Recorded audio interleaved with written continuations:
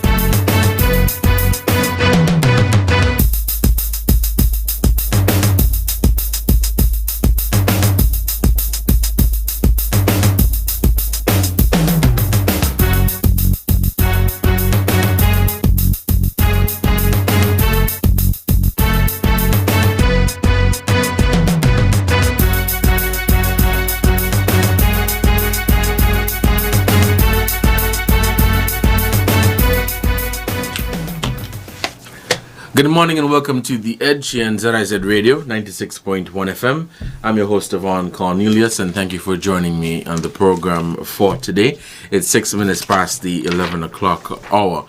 When we open the phone lines later, you may call us at 465-2555 or 718-577-2916 or on our mobile number, our cell number, at 662-8674. That is 662-8674. In studio with me today is Raskalunji, and we are going to be having a very interesting and insightful conversation, and Raskalunji has a lot of information here to share with the general public, and of course we hope to get your participation later on when we open the phone lines. Raskalunji, good morning, and how have you been? Good morning to you, Brother Devon, and a pleasant good morning to all the listeners here in the Federation of St. Kitts and Nevis, Lyamiga and Orly, and all the brothers and sisters listening via the internet, the World Wide Web, and in the diaspora. We just like to say, big up, enough respect, and what Granny say. Stop the killing, we have a nation to build, what Granny say. Buy local, support your own, what Granny say. Reparations by any means necessary, what Granny say. Save the children, because we also have a nation to build, what Granny say. Unity is the only solution to this pollution. Give thanks. All right, thank you so much. So, as I mentioned, we're here today you're here to share some information with the general public with regards well, I like you to Brother Devon. You could read the letter today. Well, not as yet. Okay. But we're here to share some information on Fines Avenue and basically calling for the renaming of that area. So I have some letters here that you've shared with me, that you've also shared with the Prime Minister, Parliamentary Rep for number 2, the Minister of Sustainable Development, that's the Honourable Dr. Joy Clark, the Parliamentary Rep for number 2, the Honourable Marsha Henderson, and you said the Parliamentary Rep for number 3, Congress Maynard as well. Congress Maynard and the Governor General. And the Governor General as well. But basically it is calling for the renaming of Fines Avenue. And I'll just share quickly with the listening audience what does that letter state. So it is dated the 16th of July 2024. It says, "We, the collective people of conscience, wish to draw to your attention that after careful consideration and discussion among ourselves, we hereby suggest that the area in West Bastia known as Fines Avenue be renamed. We further recommend to the government that after 40 years of independence, a comprehensive renaming of our institutions and communities should be considered to give recognition to people who have made outstanding contributions to our development. We suggest further that this process can commence with the renaming of Fines Avenue. In order to put our request about Fines Avenue into context, we wish to draw the following to your attention.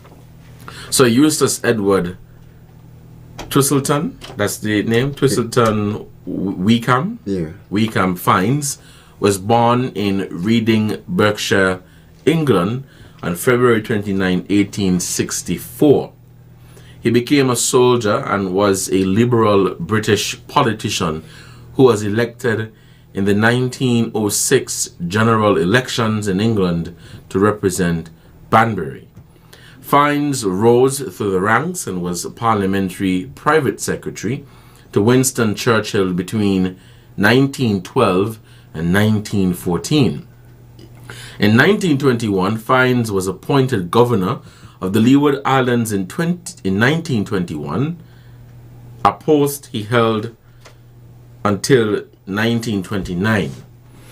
With the people of conscience, after much research, are satisfied that Fines held much disregard for the working class people of the Leeward Islands and explicitly indicated that it will be a waste of effort to provide education for them.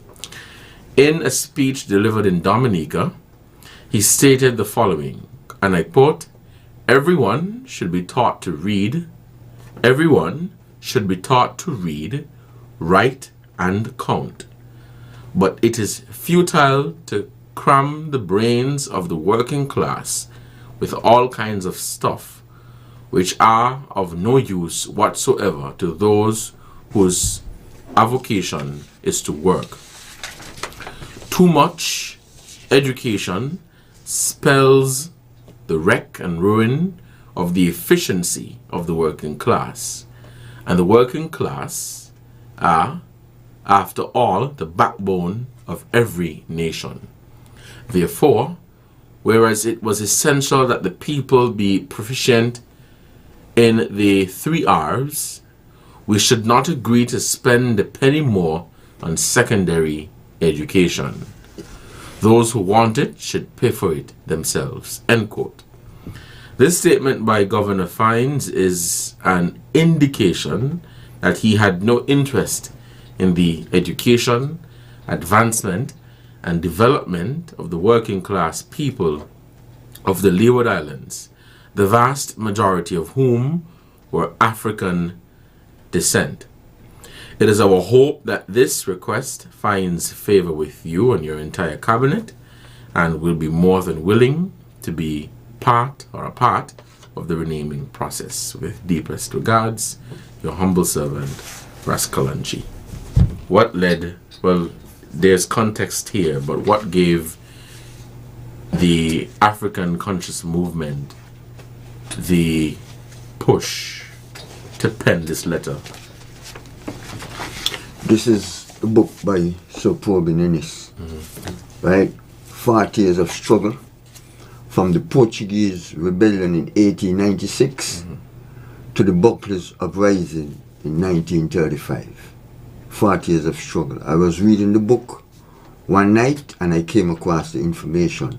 But I also came across the information in another book, The History of St. Kitts, where they say that this governor or the colonial administration at the time wasn't interested in educating our people.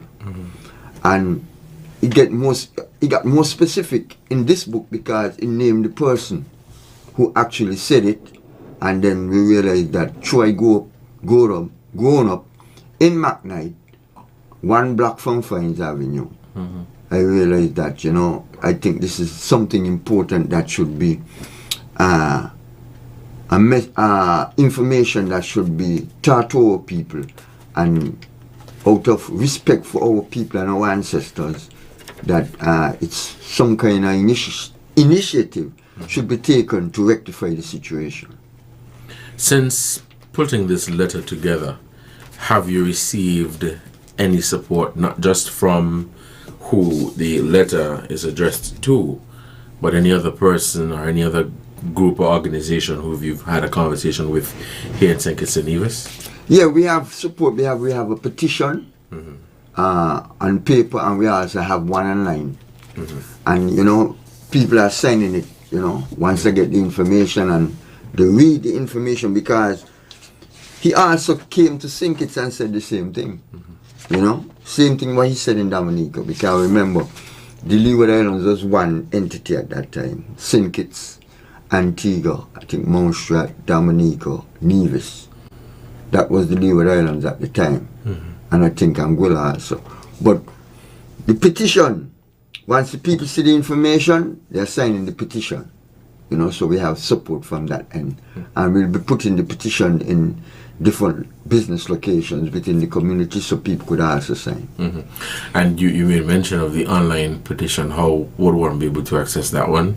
Well, it gives you all the information for you to sign. As in you could send it out to somebody? Yeah. Oh, yeah, okay. All right. We're dealing with WhatsApp right now, but we're going to get it on Facebook and, different mediums so people could also sign. Okay. Let us go through the statements that were made by Governor Fines and basically present your case or the case of the African Conscious Movement as to why, even though I've read it, as to why there should be a renaming of the area. Because it was the way I see it, and everybody who read the information, is a total respect to African people in general and working class people in particular. Just let me read it again. I am repeating here, this is what he said in St. Kitts at the courthouse. I am repeating here what I said in Dominica. I do not believe in over-educating the working class. It is the greatest mistake to educate them out of their station. It simply fills their minds with inflated ideas. It is one of the most disturbing things in the colony. And in this respect, I am expressing what 99 out of every 100 think and are afraid to say. So when you read it, you see the total disrespect and disregard. The only reason why they educated our people, and they had to educate our people, is because of the Industrial Revolution. Because the new technology that was coming on stream, right, demanding that our people be educated. So, you can't have people dealing with certain technical aspects and they don't know what they're dealing with. Right. You see, I'm just like what's going on now in this technological advancement, in these times. You see what I'm saying? So that's the only reason why they educated us. And I don't know if you understand, sometimes we have a saying here basically that too much education is not good for you. That is a British concept when it comes to African people. And then you hear people say, oh, he studies too much, that's why he's kind of mental. So that's where this come from. To distract you or prevent you from educating yourself in a proper way. So you think it's basically designed to oppress black people, the African people, because they see that African people could stand together could be united? Exactly. You know what I'm saying? And then, okay, for instance, our parents tell us that a good education is important and, it will take you a long way. Because they didn't get it. So, they impressed upon their offsprings, you understand, to get a good education. But what I'm saying is that the colonial administration, they didn't really want us to be educated because they give us this impression that it's something bad for us. And if you study your work or you get a good education, it will somehow damage you. You know, in a sense that, you know, because we see a lot of people around here and we say, well, look, why is it like they're like that? Oh, too much education, they study too much, you know what I mean? But it's a British concept to deny us a proper education. How did we get here in terms of deciding that we were going to have that area called, well, renamed in Governor Fiennes' memory?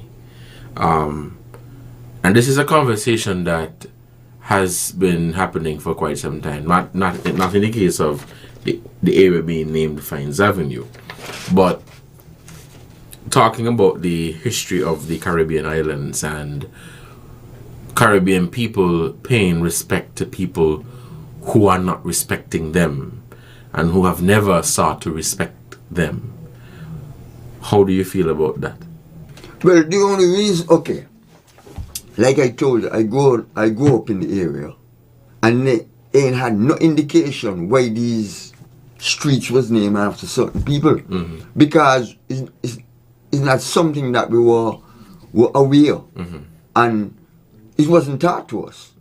So now I come in, look how much generations have come before me, and they have never come across this information.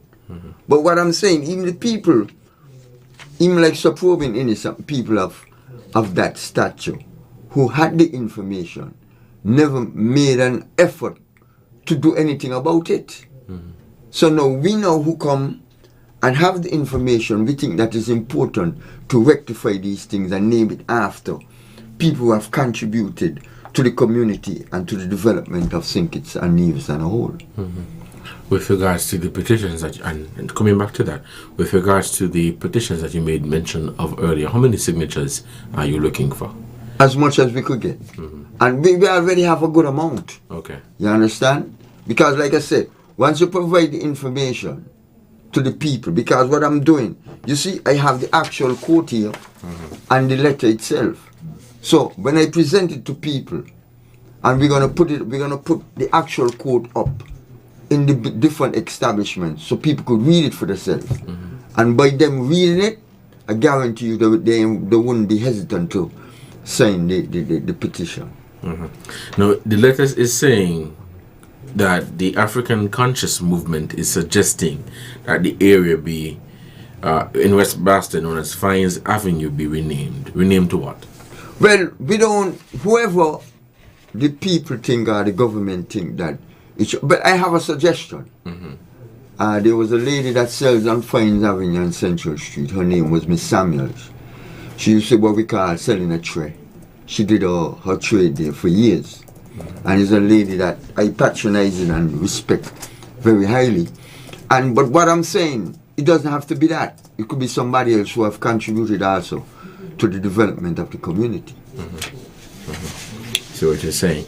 It is 22 minutes past the 11 o'clock hour. You're listening to The Edge here on ZIZ Radio 96.1 FM. In studio with me is Raskalonji from the African Conscious Movement, and a very interesting topic that we're having here with suggesting that Fiennes Avenue should be renamed, and he has presented a case. Raskalonji has also shared the letter with the Honorable Prime Minister and parliamentary representatives as to why the area should be renamed. We'll take a break, and when we come back, we will continue our conversation here on The Edge. Please stay with us.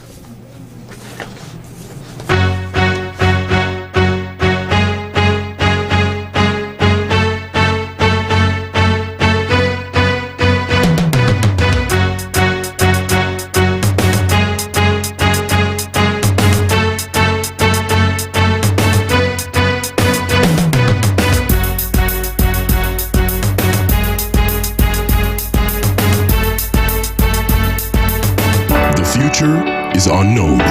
Protect your life, your family, and your valuables from unforeseen circumstances.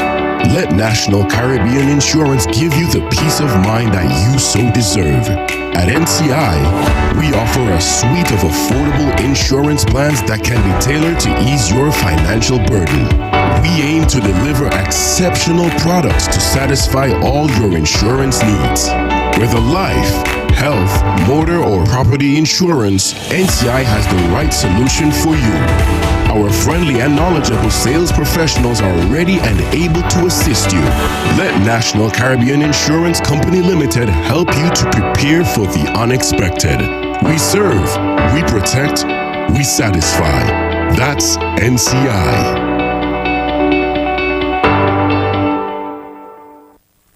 Watch the trail of the insects stop. When you spray them with pop. Flying, crawling, insects are falling when you spray them with pop. Nothing comes close to pop. Pop, the Caribbean brand. Pop, the number one brand. Pop, the baddest in the land. Nothing comes close to pop. When the root bugs get in your way, pull out your pop and give them a spray. When you want insects to stop, nothing comes close to pop. Pop, the Caribbean brand. Get serious, get pop.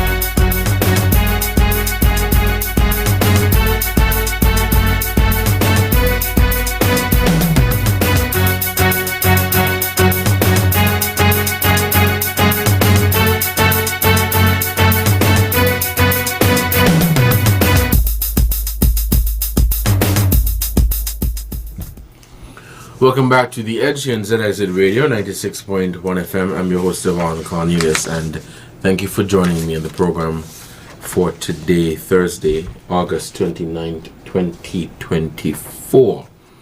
In studio with me is Rascalanji of the African Conscious Movement, and we are currently speaking on the renaming of Fines Avenue, and he has presented a case as to why he believes that that area should be renamed. Now, in a quote here on the topic of, or expounding on the statement that is said to have been made by Sir Eustace Fines, that's the full name, Governor of the Leeward Islands from 1921 to 1929. So it says, the official attitude towards education for the masses so bluntly expressed by Sir Eustace Fines, Governor of the Leeward Islands from 1921 to 1929, indicates that the authorities expected the working class to accept its assigned position at the foot of the socio-economic ladder. The private high school for girls, which had been run by Miss Eliza Watley with the aid of a small government grant, had been closed down in 1925. There was a strong demand in local circles for the establishment of a government-sponsored girls' high school to meet the need of female clerks in the commercial houses. Sir Eustace Fines, in an address to the Legislative Council of Dominica, had spoken out against such a proposal. So you're saying, Rascalanji, because of these comments or his view of the working class being educated, he does not warrant, or he does not deserve to have, I would say, landmarks named in his honor. Exactly, because we are in control now. So if something was wrong and we have the documentation, it should be rectified. Why do you feel that people are, or do you feel that people are aware of this information and would be receptive of this information, willing to make that change? Once they see the documentation, because the people have signed the petition so far, once they have seen the quotes of governor fines, they say automatically this thing have to be changed. You know? But like I said, it's a lack of information. Right? And our people don't know our story. And that is the problem. Like for instance, Warner Park. Warner Park is named after Sir Thomas Warner, who liquidated all the native people in this country. The Berkeley Memorial, you understand, was named after Mr. Berkeley, who was a slave master. You know, the Berkeley Memorial was erected in 1883, was for a long time the only public memorial commemorating an individual in St. Kitts. It was dedicated to the memory of Thomas Berkeley, Hartman, a legislator and owner of estates called Fountain, Greenlands, Green Hill, Atlas, Shadwell, and Stoneford. Right? Now we also have Marcus of the Woods. Marcus of the Woods was a runaway slave who burned down plantation, and we're saying that he should be a national hero also. So it's a lot of work we have to do, but we are starting out with Fines Avenue and dealing with them one by one. You know what I'm saying? But it's a matter of bringing these information to our people. So we can expect petitions and letters being addressed to the powers that be for these other areas as well. Exactly. Well, the one for Marcus of the Woods, brother, he teach at the college here. I forgot his name. He already started that. He also have a petition online for Marcus of the Woods becoming a national hero. You know, so everything is in motion. But we just letting our people know that there will be more coming, you know, to address the situation. Because, for instance, take Warner Park. You know how much great athletes come to this country?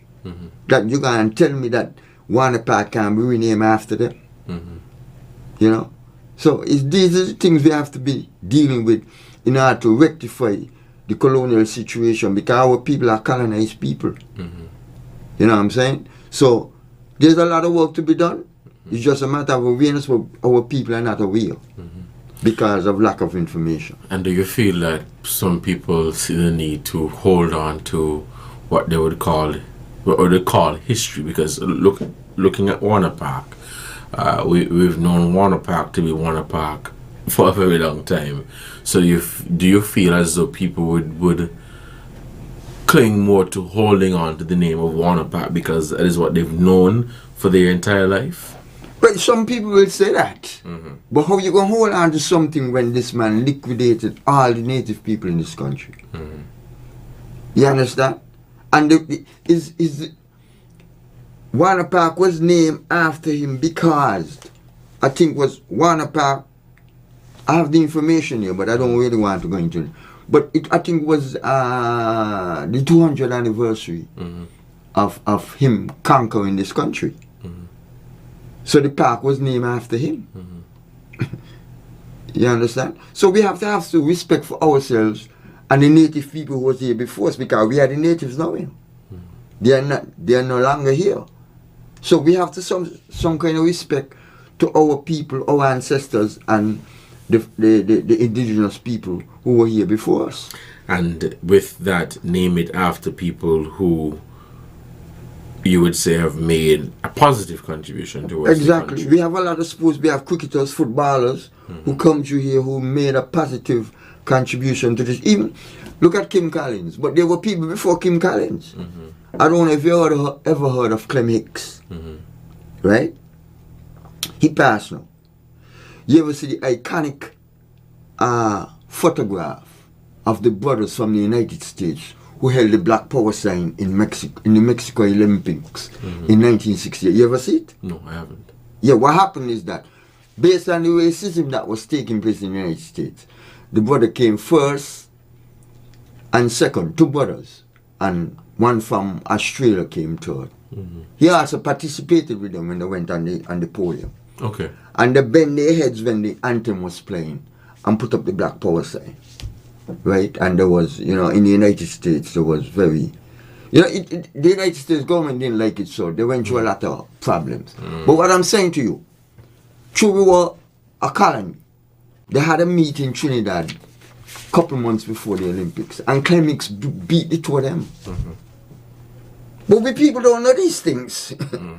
You see what I'm saying? He beat them in the 100 and the 200 meters.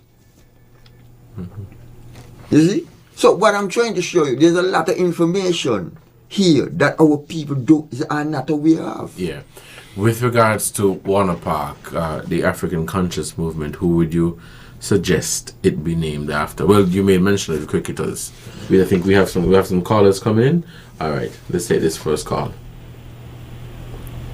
Hello, caller, you're on the air. Good morning. Greetings. Thanks for taking our call and extending the greetings to your guests. And thanks once again. Thanks for taking our call and thanks for information that is flowing. Just sorry to interject because the information is vital and we just love to observe when these things are flowing. But we just wanted to interject and say something quickly. Recently we gave an example with what is going on with the quarantine, the tit for tat, and the retaliation and the killing. We said we gave a reference like Rastafari. We have been through persecution. We have been through a lot, even death in some islands, and atrocities that is unimaginable, and we did not resort to killing no one. We just kept our stand formation as the liberty, and here we are today. We want to take it to another level and say, we are here where we are in these plantations, St. Kitts Nevis included, in these plantations that is called the Caribbean. And we didn't just drop out of the sky. We was captured. They said all kind of thing about selling and all kind of thing, and transported as human cargo, and scattered in these places where we still are. And look, today, the persons who are responsible for doing this, they are all around us. They come and visit us as tourists. Some of them come to live, and we are not killing them because that's not the type of people we are. So the ones out there in this killing spree in the Federation of St. Kitts and Nevis, we want you to consider these things. Gather a consciousness of the people who we are. We are killing each other. And we are an African people. The people who are responsible for taking us from the continent, putting us through hell, and then leave us like dogs and cats. We're not killing them. And we're not telling you to go and kill them either. Because the Most High have a way of working out things. Some of us even married to their families.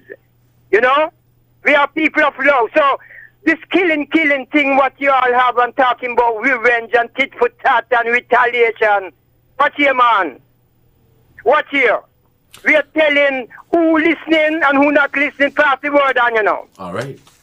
Pass the word on that please, let me finish what I'm saying. Yes, caller, but we have to take another call, so quickly make your point. Beg pardon? Go ahead and make your point. That's what I'm doing. Blessed go. All right, thank you for your contribution to the program. You're listening to The Edge here on ZIZ Radio 96.1 FM. It's 11:37. The phone lines remain open, and we take your calls at 465-2555 or 718-577-2916. We have another caller on the line. I think we have some more callers coming in. And our other line is 662. We have a caller? Okay. Hello, caller. You're on the air. Good morning. Yeah, it's only me. Good morning. Hi, good morning. When you have a caller, when you have a guest and I don't know what they're saying, then I can't ask the question. I will call back another time. What's in your cup? Ganja tea? Blue is true. Ganja tea in your cup? Yeah, you want some? Russ, good morning. Yeah, Alice, how you doing? Hi, okay. Let's see. Alice is something. That's it. This is the call. Hello, Carly on the air. Yeah, Devon, good morning. And good morning, Raskalunji. Yeah, Good morning. Raskalunji, Yes, sir. we don't like to hear that people ain't know. People know. But it never been told until you come and bring in it. So people been known. But anyway, what we realize and what we've been hearing for years is that one apart there, you're supposed to move the name from the man and give it to the rightful owner, Mr. Austin Eddy. He has contributed so much to sports and the whole and other things. Nobody is fit for that. It's not Austin, Heskett Benjamin. And that is what we should be talking about. You see, Devon, I am journalist. Why you all don't go and engage Heskett? I am wait till he's dead and going to learn the history of the country and sports. What's going on? What's going on? You are a journalist, young people, young white people. Heskett is a man you could engage him any time. I was talking to the man, and I didn't know nice of DPB. Although he's my family, and we both, we get along. I did nice of DPB. Devon, go out and interview with elders them, the sportsmen, the politicians, and others. It's too much out there. Have a good day. Come on, keep bringing the message. Bless you. Carla, thank you for your Granny contribution. said plant food. Yeah, thank you for your contribution. Let's take some more calls. Hello, you're on the air. Good morning. Good morning, Devon. How are you do today? I am doing well, and you? Okay, I call to ask the nation to do us a favor. The elderly people that used to train at the Kim Collins Stadium with me every morning, 70, 75, 80 years, they have to walk to the side of the road now. I see them doing it, and I am fearful that something could run them over. So this is Carlton DuPont just asking whoever in charge of the stadium to use a little compassion on us, please. 3 weeks now since I returned back to St. Kitts from my big vacation, I have not been able to train because I'm not going to run to the side of the road. This is the point I want to make to represent all those who expect me to represent them on the radio, the elders who can't talk or afraid to speak. Now, no work is going on the stadium, but it's locked down. All we need to do is walk on the track. I put it out again to the government, the authorities. Give me a key. Give me instruction that we can use the stadium 40 minutes, an hour, and let me lock it and keep the key. And I'll keep communicating with them when they want the key back to resume or commence the work at the park. I am asking people to have some sympathy with us in terms of keeping our health going. 2 other items I want to speak on while I'm on this program, because I realize St. Kitts running out of love. Now I want I'm not going to be long, I'm not going to bore anybody. Ricky Skerritt, who was a former minister of government, he did something for me that really pleased my heart, and I hope God will continue to bless him in whatever the end coming or whatever he involved himself in. In 2019, I was about to travel to England to witness the World Cup. I couldn't get no tickets at all. I called Dwyer. Dwyer said, DuPont, I know you and Ricky not getting along good, but you're a big man. Call Ricky. My friends, Ricky Skerritt put something in place where I could have gotten all the tickets for all the games where West Indies played in, including the semi-finals and finals. I said, Ricky, don't give me semi-finals and finals because you have given me all the preliminary matches, and so You don't know how my heart feels. I regret that I didn't take the semi-final and final. But I am saying this to say that Ricky and I were not getting along. But he did me a tremendous favor, which I'm grateful to him. That is how we need to build love. Last but not least, let's go to the Bible now to bring out something that shows us the reason why we are failing in St. Kitts and the reason why so many people using firearms to kill each other is because we have lost our love for each other. Regardless of whatever political party a man back, we must learn to treat each other with love and respect. And the Bible says in Proverbs 14:34, righteousness exalts a nation. Sin brings disgrace to its people. Last but not least, please don't cut me. The Bible says in Matthew 5, reading from 43 to 48, I'm going to leave this blessing with this country. You heard that it was said, you must love your neighbor and hate your enemy. However, I say to you, continue to love your enemies and to pray for those who persecute you, so that you may prove yourself sons of your Father who is in the heavens, since he makes his sun rise on both the wicked and the good, and makes it rain on both the righteous and the unrighteous. For if you love those loving you, what reward do you have? Are not also the tax collectors doing the same thing? And if you greet your brothers only, what extraordinary thing are you doing? Are not also the people of the nation doing the same thing? Huh? You must accordingly be perfect, as your heavenly Father is perfect. And perfection don't mean the real perfection, because none of us could be. It means trying to live a life that is complete. All right. Let us try to love and respect each other no matter how we feel. Somebody please open the stadium at morning so we can train. Thank you.